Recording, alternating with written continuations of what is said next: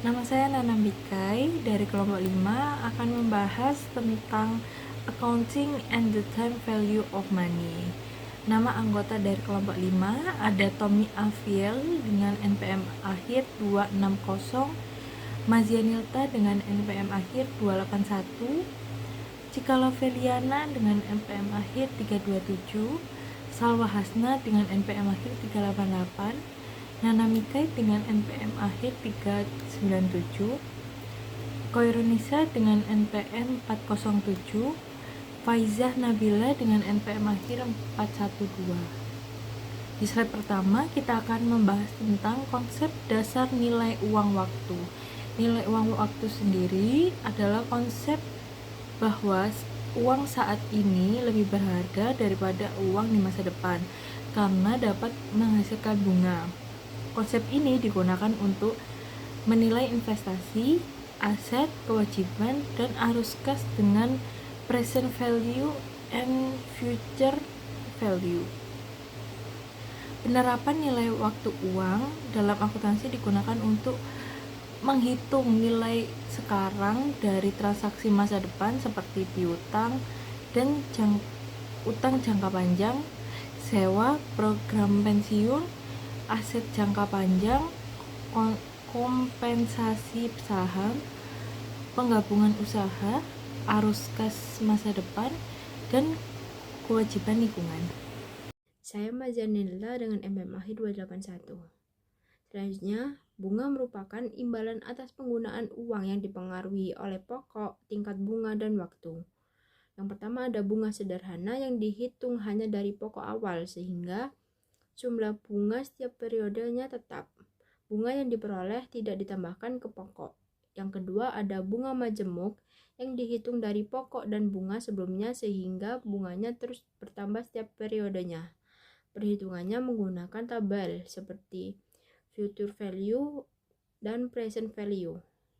Bunga juga dapat dihitung dengan berbagai frekuensi seperti tahunan, bulanan, atau harian. Semakin sering dihitung, semakin besar nilai akhirnya. Nama saya Faizah Nabila dengan NPM terakhir 412. Di sini saya akan membahas tentang slide selanjutnya yaitu variabel dasar dalam nilai waktu uang. Nah, meliputi tingkat bunga, jumlah periode nilai masa depan EV dan nilai sekarang PV. Hubungan variabel tersebut sering digambarkan dengan diagram waktu untuk mempermudah analisis. Lalu single sum. Dalam banyak keputusan bisnis, perhitungan nilai waktu uang melibatkan satu jumlah uang saja. Nah, jenis perhitungan itu ada dua. Yang pertama, menghitung nilai masa depan dari uang yang diinvestasikan sekarang, lalu menghitung nilai masa sekarang dari uang yang akan diterima di masa depan. Nah, jika mencari nilai masa depan, nilai uang itu bertambah karena bunga. Tapi kalau mencari nilai sekarang, itu nilai uang dikontokan ke masa kini. Nah, selanjutnya di sini ada anuitas nilai masa depan. Nah, apa sih anuitas itu? Serangkaian pembayaran atau penerimaan uang dalam jumlah yang sama yang dilakukan secara berkala dalam periode waktu tertentu. Nah, nilai masa depan itu total uang yang terkumpul pada akhir periode setelah mendapat bunga majemuk. Nah, misalnya nih, kalau anuitas biasa itu kayak ordinary annuity. Nah, itu apa sih? Kayak pembayaran dilakukan di akhir periode, setiap pembayaran akan mendapatkan bunga sampai akhir periode terakhir. Nah, kalau nilai anuitas biasa menunjukkan total nilai uang di masa depan dari semua pembayaran tersebut. Perkenalkan, nama saya Cika Loveliana Orbita dengan NPM terakhir 327. Selanjutnya ada anuitas jatuh tempo mengasumsikan sewa periodik terjadi pada awal dari setiap periode. Ini berarti anuitas jatuh tempo akan mengakumulasi bunga selama periode pertama. Berbeda dengan anuitas sewa biasa yang tidak akan mengakumulasi bunga. Dengan kata lain, kedua jenis anuitas tersebut berbeda dalam jumlah periode akumulasi bunga yang terlibat meskipun jumlah sewa yang terjadi sama. Jika sewa terjadi di akhir suatu periode anuitas biasa, dalam menentukan nilai masa depan anuitas akan ada satu periode bunga lebih sedikit dibandingkan jika pembayaran sewa terjadi di awal periode atau anuitas jatuh tempo.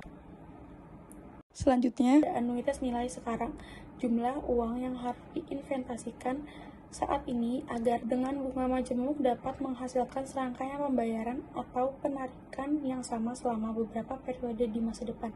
Selanjutnya, nilai sekarang dari anuitas biasa. Nilai sekarang dari pembayaran yang sama yang diterima atau dibayar pada akhir setiap periode dan dapat dihitung dengan menjumlahkan nilai sekarang dari setiap pembayaran. Kenalkan, saya Tommy Evel Armando dengan 3 digit NPM terakhir 260. Saya akan menjelaskan 4 poin terakhir dalam pembahasan anuitas nilai sekarang.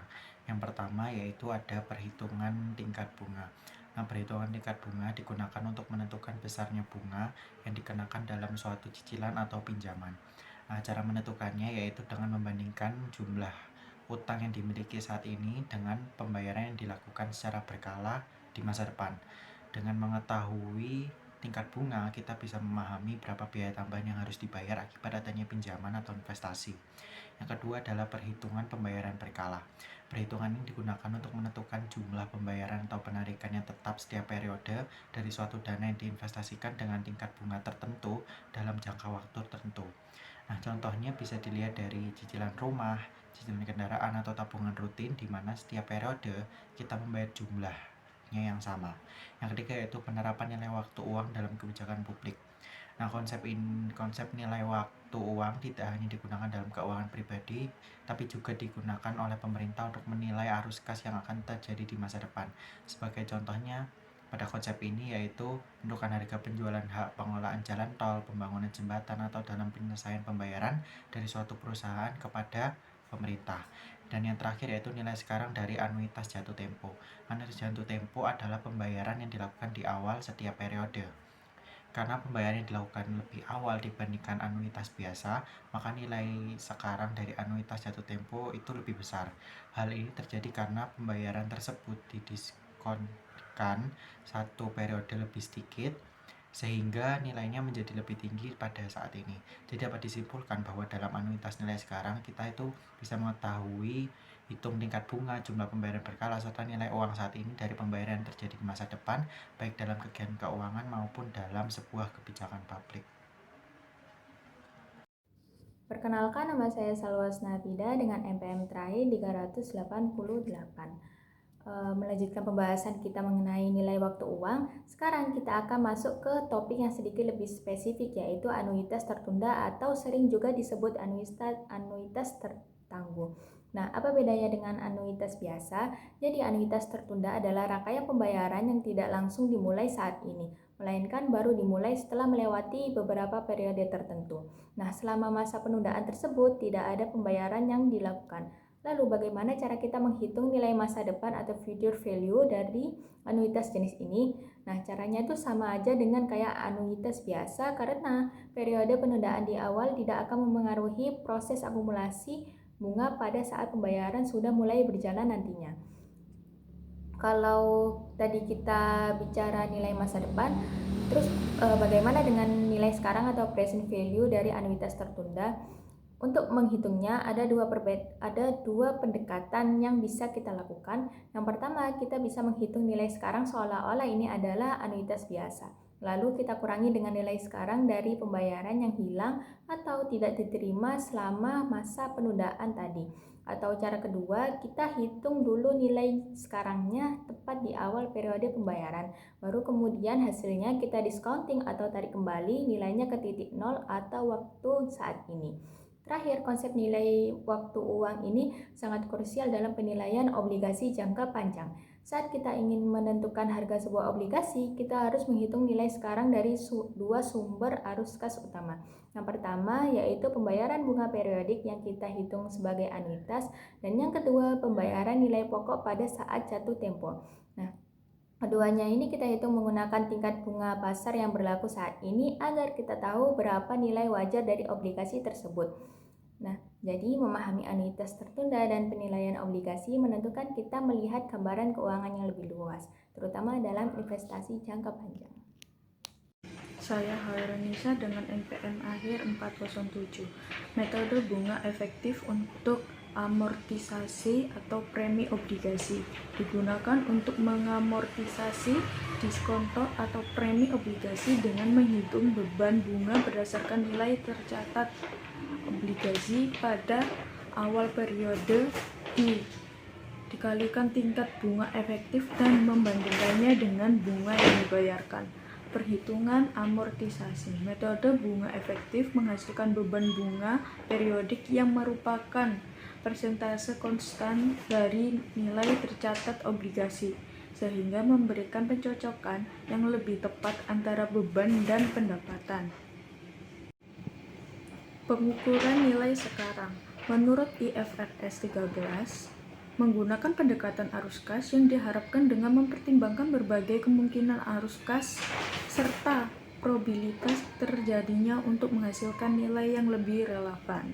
Komponen tingkat bunga.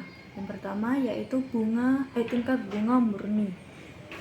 Bunga dasar tanpa resiko gagal bayar dan tanpa inflasi.